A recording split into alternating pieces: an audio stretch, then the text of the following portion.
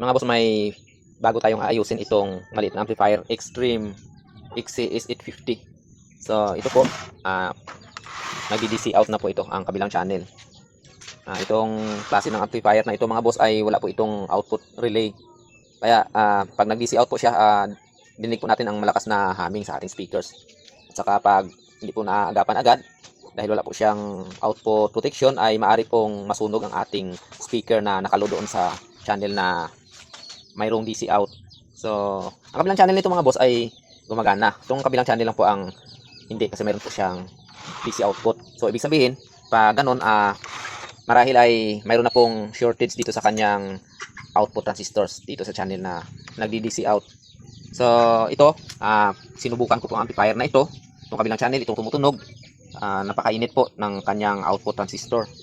Kaya, ito, ang gawin ko dito mga boss ay palitan ko itong output transistors niya ng malalaki. Ito ang dating transistors niya na nakakabit dito ay TIP41 at saka TIP42. So, magkapares po yan bawat channel.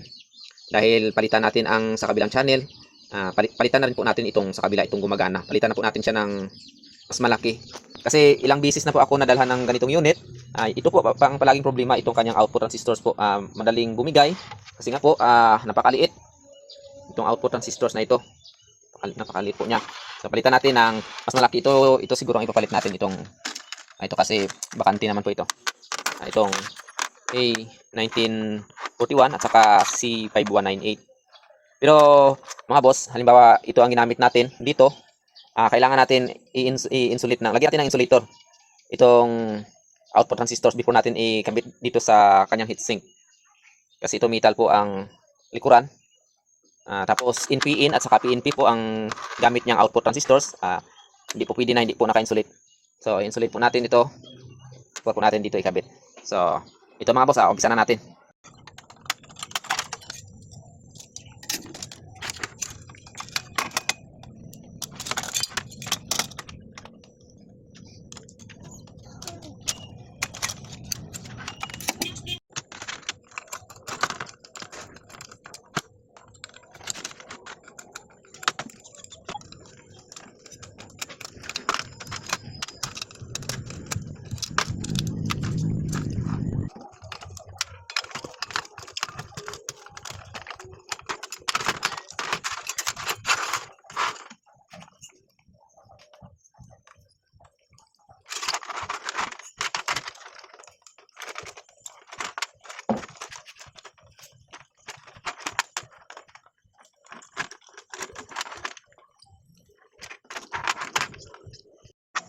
Ito mga boss, bali na i-check natin itong kanyang pisa. Itong dalawa ay short na po, itong dalawa. So problemado na po ito. Ito na lang po natira. Kaya ito, i-convert na natin siya sa malaking transistors.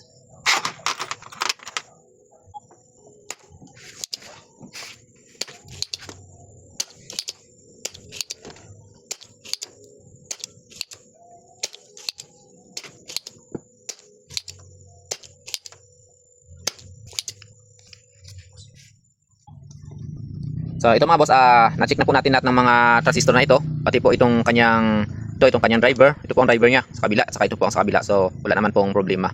Ngayon po ay i-attach na po natin ang apat na malalaking transistor.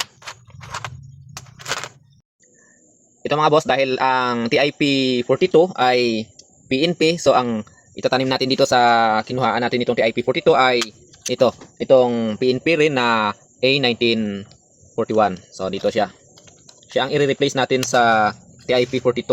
So ito, bali dalawang TIP42 ang nakalagay sa gitna. So ito, dalawang 1941 ang ilagay natin sa gitna. Itong isa, itong TIP41 ay NPN. So ang ipapalit natin ay itong 5198 na NPN. So ito, ayan. So ito, 5198 ito. So wag muna natin siya inangin mga boss, isintro muna natin siya dito sa mga bolt. So ito mga boss, maglagay muna tayo ng insulator.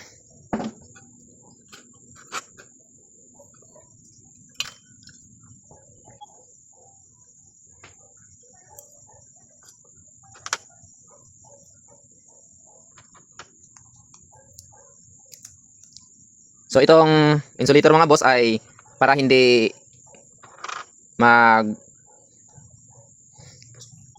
magtagpo ang positive at saka ang negative na supply natin.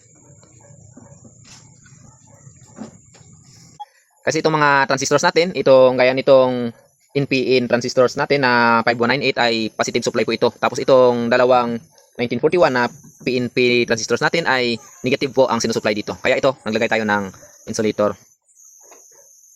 Tapos maglagay po tayo ng itong silicone compound para po sa mas mapaganda po ang absorption ng ating heatsink dito sa init na nilalabas ng ating output transistors. So ayan.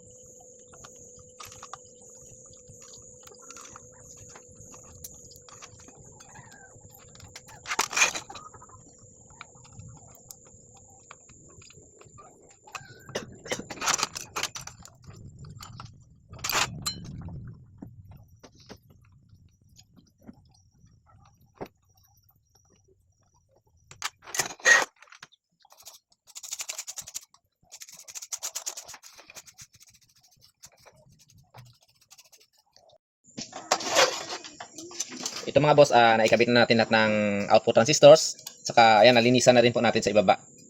Ngayon po ay kabit na po natin para mai-testing na po natin siya.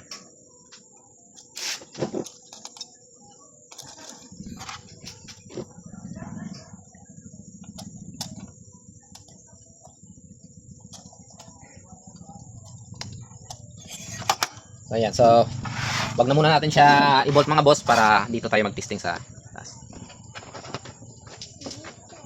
So before tayo mag-load ng speaker, check natin kung baka mayroong DC pa sa kanyang output. So range lang po natin siya sa 50 volts. Nasa 24 volts kasi ang supply nito mga boss. So ito gaya ng tinuro ko nung una, dito po natin siya ilagay sa ground. Dito sa negative ng kanyang speaker ang isang test probe natin. Ayan. So ito hawakan na lang po natin ito positive para mailipat po natin siya sa kabilang channel mamaya pag magdi-DC check tayo. So ayan mga boss, switch on ko ang ating amplifier. Ayan. So wala po siyang DC. Ayan sa kabilang channel. Saka ayan din po ang sa kabilang channel. So pag i-touch po natin, i-range po natin ito dito sa EC na 10 volts. Tapos i-touch po natin itong kanyang input. So pag pumafunction na po siya ay makikita po natin dyan na gumagalaw.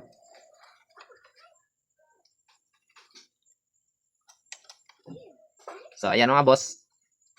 So pumipick up na siya ng audio. So ayan. Dito sa kabila. So ayan na rin.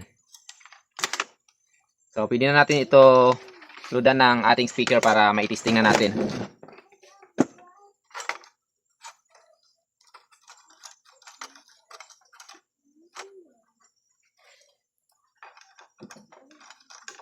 So dito tayo magsimula sa kabilang channel. Ito ang channel kanina na hindi po ma-function.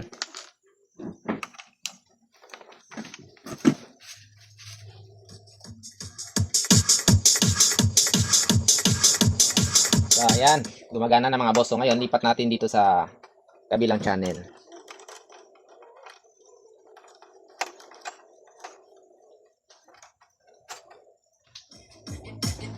So ayan, gumagana na mga boss ang dalawang channel ng amplifier. So ibalik natin dito sa inayos natin ng channel. Yung channel kanina na nasiraan. Ito ang ibababad natin kasi mga boss, isang speaker lang kasi ang nai-prepare ko. So ayan siya. D15 po ang kanyang dala mga boss. Mas maganda sana kung stereo kasi yan lang po ang na-prepare natin sa ngayon.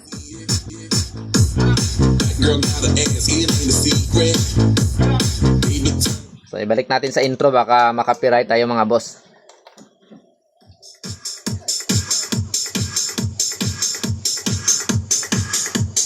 So ang kinagandahan nito mga boss, ang advantage nitong pinalitan natin siya ng mas malaking output transistor ay mas malilisen po ang kanyang init kasi mataas po ang amperage rating nitong transistor na ito kaysa doon po sa dati. So kaya po nito mag-handle ng mas mataas na supply. So ito, mahawakan natin ito. So hindi po siya kasing init gaya nung dati. Para po sa akin medyo nagkaroon po siya ng pwersa. Kasi yun po mga boss, biruin nyo po, ganito lang po kaliit ang dati niyang transistor. So ayan, napakaliit. Ngayon pinalitan natin ng mas malaki.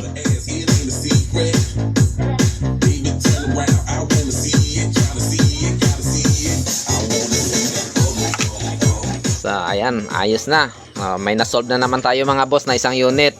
So maraming salamat sa mga nakatutok dito sa video na ito.